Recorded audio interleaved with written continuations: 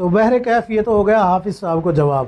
اب ہم چلتے ہیں اس تعلق سے اس طرف کہ گھروں کے اندر تعلیم کیوں ضروری ہے۔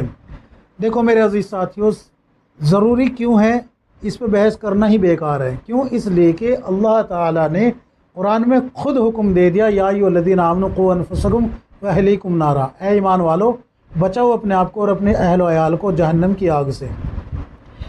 ایک مقام پہ اللہ تعالیٰ خود قرآن میں فرماتا ہے رسول اللہ صلی اللہ علیہ وسلم کو خطاب کر کے، اے محمد صلی اللہ علیہ وسلم اپنے رشتہ داروں کو ڈرائے، اپنے رشتہ داروں کو ڈرائے۔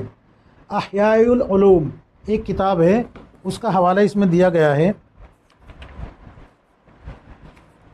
اس میں ایک روایت موجود ہے، اللہ کے نبی صلی اللہ علیہ وسلم کی حدیث ہے احیاء العلوم جلد میں، اللہ کے نبی صلی اللہ علیہ وسلم نے فرمایا کہ اللہ تعالیٰ کے سامنے کوئی شخص اپنے اہل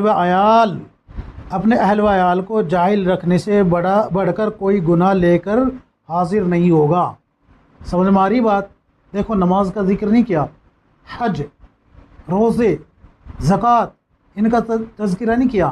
اللہ کے نبی صلی اللہ علیہ وسلم نے کیا فرمایا کہ اللہ تعالیٰ کے سامنے کوئی شخص اپنے اہل و عیال کو جاہل رکھنے سے بڑھ کر کوئی گناہ لے کر نہیں جائے گا۔ سمجھ میں آ رہی بات؟ اب چونکہ ارتداد کا دور ہے، لڑکیاں مرتد ہو رہی ہے، خود لڑکے جو ہے دین سے دور ہے، ان سے پوچھو کہ قبر کے اندر سوال ہوگا من ربک، تیرا رب کون ہے، ان کو نہیں پتہ۔ گھروں کے اندر تعلیم کا ہونا بہت ضروری ہے۔ آج ماں باپ شکایت کرتے ہیں کہ ہماری اولاد ہماری بات نہیں مانتی، تو اس کی واحد وجہ ایک ہی نظر آتی ہے، وہ کیا ہے؟ وہ ہے کہ گھر کے اندر دین نہیں ہے۔